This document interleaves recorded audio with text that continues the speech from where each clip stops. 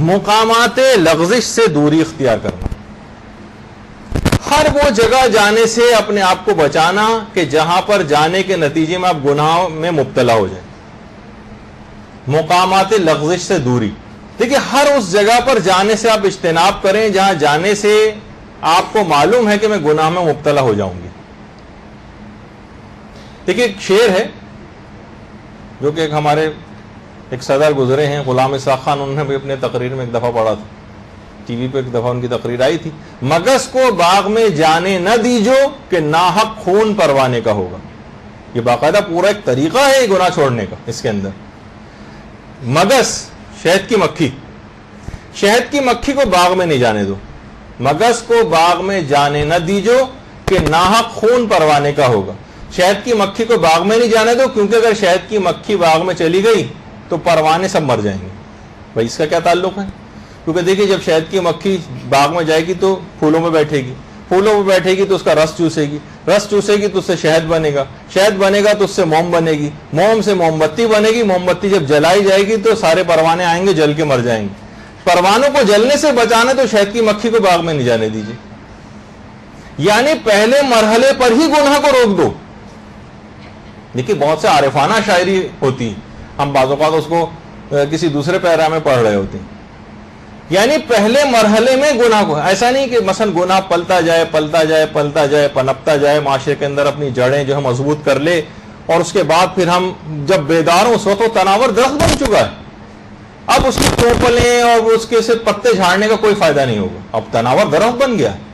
بہت سارے گناہوں کو بہت تو نپ ان دا بڈ جس کو کہا جاتا ہے نا، انگریزی کا جو محاورہ ہے، بالکل ابتدان ہی گربہ کشتن روز اول، جو فارسی کا بھی پہلے دن ہی جناب بلی کو اگر مار کے بھگا دیا جائے تو وہ پھر وہ آنا بند ہو جاتی، لیکن ایک دفعہ سے چیچڑے کھانے کی اور عادت ہو جائے اس جگہ پہ آ کے تو بہت مشکل ہے اس کو اس سے پیچھا چھوڑانا. تو بہت ابتدائی مرحلے میں دیکھیے بہت ساری مخلوط اجتماعات ایسے جس میں ہمیں جانا پڑ جاتا ہے. بہت ساری چیزیں ایسی ہیں جیسے کہ خود گھر میں ہمارے جیسے ٹی وی ہے، اس کو کوئی معمولی چیز نہ سمجھیں. آپ کہیں گے کہ اچھا یہ ہمیں شاید کوئی پرانے کسی دور کے اندر جو پہاڑوں کا اور جو پرانا پتھروں کا دور ہے اس میں واپس لے جانا چاہتے ہیں. یہ سب چیزیں تو گھروں میں ہیں، ہاں بالکل گھر میں ہوں، لیکن ان کے جائز استعمال کے ساتھ. اگر اس کا استعمال حرام ہو رہا ہے گھر میں، اس پہ خوب گانے سنے جا رہے ہیں، اس پہ حرام فلمیں دیکھی جا رہی ہیں، اس پہ اخلاق خراب کر دینے والے پروگرام دیکھے جا رہے ہیں، چاہے اس اعتبار سے نہ ہو، اب تو مکالموں کے اندر فحاشی اور بےغیرتی جو ہے وہ بڑھتی چلی جا رہی ہے.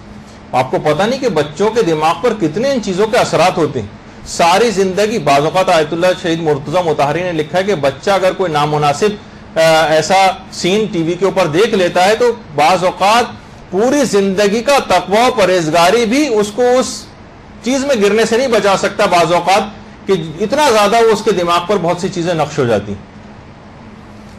تو بہت ساری چیزیں ایسی ہیں کہ اس کو اب گھر میں دیکھنا چاہیے. اسی طرح جیسے ٹی وی ہے ہمارا، انٹرنیٹ ہے ہمارا، کمپیوٹر ہے، تو سب چیزیں کیا ہیں، ان میں بہت احتیاط کی ضرورت ہے.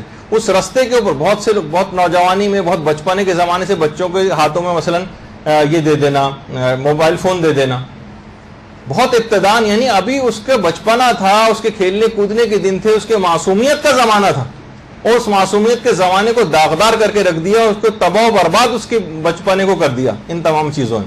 اور کہا وہ افراد پھر اس کے بعد پھرتے ہیں، پھر روتے ہوئے پھرتے ہیں، والدین علماء کے پاس جاتے ہیں، ان سے پوچھتے ہیں بچہ خراب ہو گیا اب کیا کریں فلاں چیز. آپ نے خود ہی بچے کو پانی میں تالاب میں دھکا دیا تھا، اس کے بعد کہہ رہے ہیں کہ دیکھو تالاب میں گرتے رہے، خبردار گیلے نہ ہونے پانے. کیسے ممکن ہے؟ یہ سب چیزیں بھی اس کو آپ نے پرووائڈ کر دی. سارے گناہ کے آلات گھر کے اندر مہیا کر کے رکھے ہیں، گناہوں کی طرف ایکسس اس کا اتنا آسان کر دیا آپ نے گھر میں. اگر واقع اب یہ بھی نہیں کہ ہم کہہ رہے کہ ان چیزوں سے اپنے ان بچوں کو دور کر لیں ایک دم سے، اس طرح سے نہیں، لیکن ان کو کسی قواعد و ضوابط کا، والدین کو ذہانت کا استعمال کرنا پڑے گا.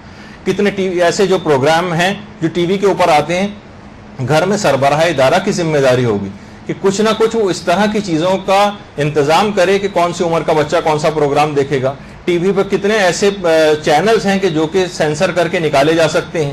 ان باقاعدہ آپ چیزیں سیکھیے کہ کس طرح سے ہم اس چینل کو اسکپ کر سکتے ہیں، کون سے چینل کو لاک کر سکتے ہیں، کیا کر سکتے ہیں. بچے تو اپنی ظاہر اس لحاظ سے آگے بڑھ رہے ہیں، چیز تو اپنے اب اس کو ہٹا نہیں سکتے ورنہ کہیں اور جائے گا اور کوئی خرابی اس کو ہوگی، وہ بالکل آزادانہ و بے باکانہ اس کو دیکھے گا.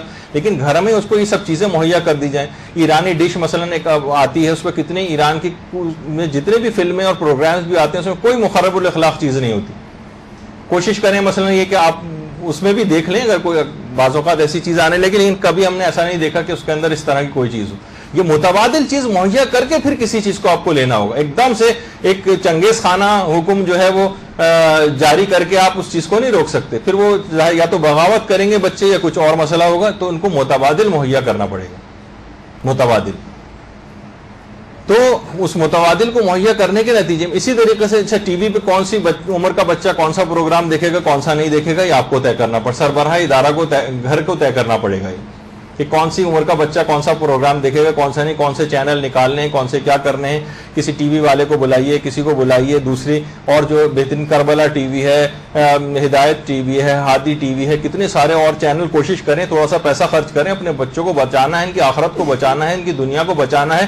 والدین ذرا سی بیماری ہو جاتی ہے لاکھوں روپے خرچ کرنے کو تیار ہو جاتے ہیں. جسمانی طور پہ اگر بیمار ہو جائے, یہاں اس کی روح بیمار پڑ رہی ہے, ساری اس کی ہمیشہ کی زندگی جو ہے وہ خراب ہوئی چلی جا رہی ہے. اس کے لیے چند ہزار روپے نہیں خرچ کر سکتا مثلا باپ کی چیزیں مہیا کر دے اسے گھر پہ, تاکہ اس کا ذرا رخ تبدیل ہو جائے, وہ کسی اور طرف جائے, ورنہ اس رستے پر آگے بڑھتا چلا گیا. ابھی سے آپ نے ساری چیزیں پہلے دن سے اسے مہیا کر دیں تو کتنی زیادہ مشکلات اور پریشانیوں کا وہ گھر جو ہے وہ شکار ہو جائے گا.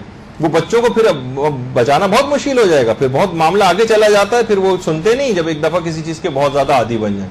تو بیوقوف قسم کے اگر والدین ہوں وہ بچوں پر اعتماد کر کے یہ سب چیزیں سامنے رکھی جائیں. مثلا کوئی بچہ اپنے کمرے کے اندر اس کو نہیں الاؤ کیا جائے, ایسی جگہ پہ مثلا کمپیوٹر وغیرہ رکھا جائے جو عام و درفت کی جگہ ہو, ہر شخص کے آتے جاتے اس پہ نگاہ پڑے تاکہ اس کا کوئی غلط استعمال نہ کر سکے.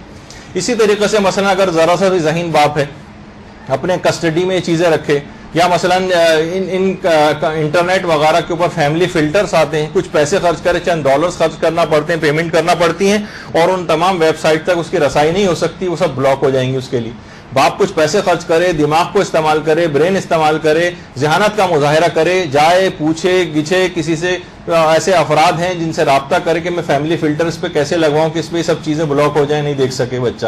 یہ سب کام کرنے پڑیں گے اور حتی الامکان بچانا پڑے گا. تربیت اولاد کے اندر واضح طور پر ایک بات آتی ہے کہ یہ ہے نا, قو انفسکم و اہلیکم نارا, قرآن کی آیت کے اپنی اولاد کو اور اپنے گھر والوں کو مثلا خود کو اور گھر والوں کو دہکتی ہوئی آگ سے بچاؤ.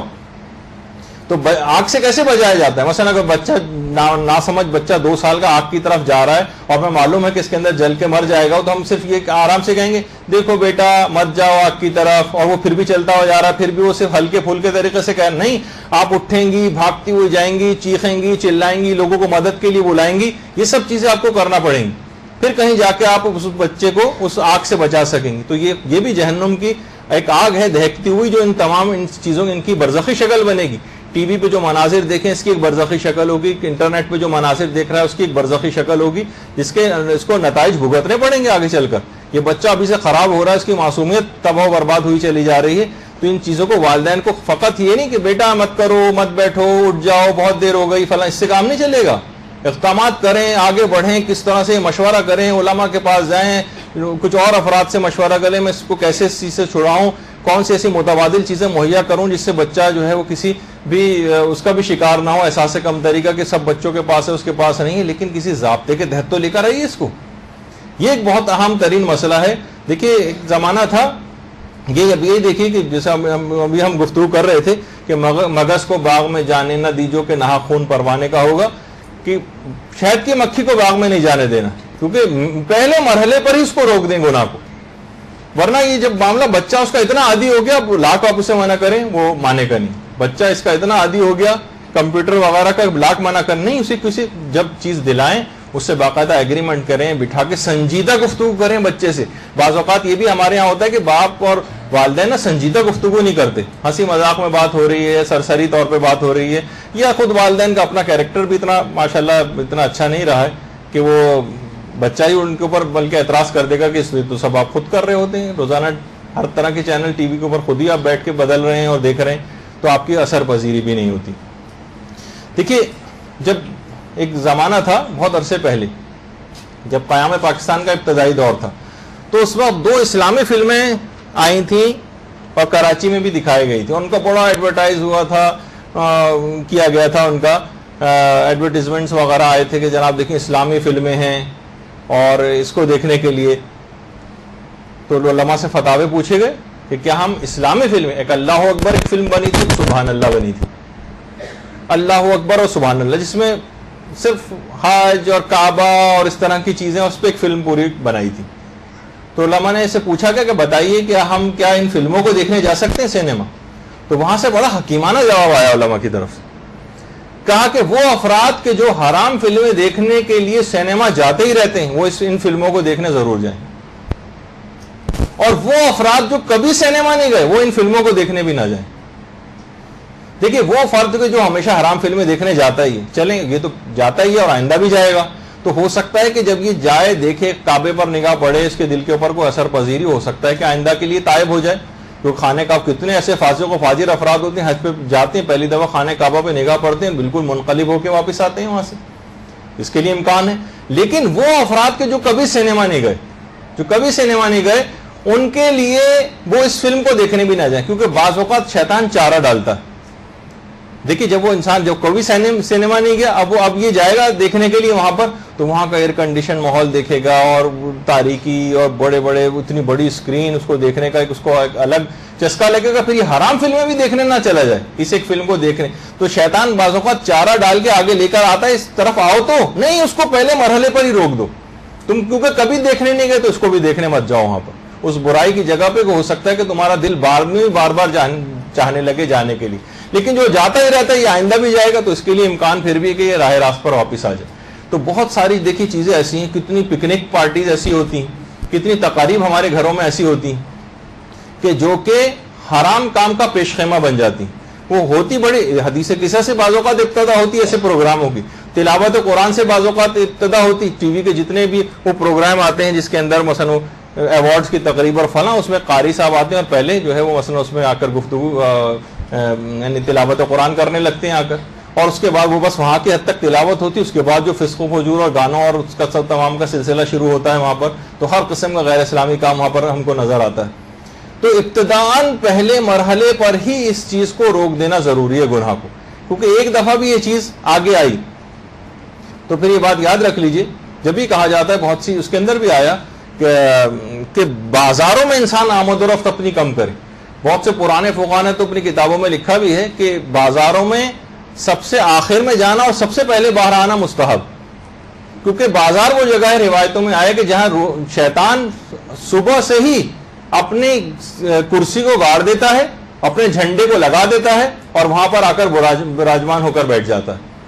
اور اس کے بعد پھر بازاروں کے اندر کتنا جھوٹ بولا جاتا ہے، کتنا دھوکہ دیا جاتا ہے، کتنا فراڈ ہوتا ہے وہاں پر، کتنی فسق و فجور والی بازاروں کے اندر چیزیں ہوتی ہیں.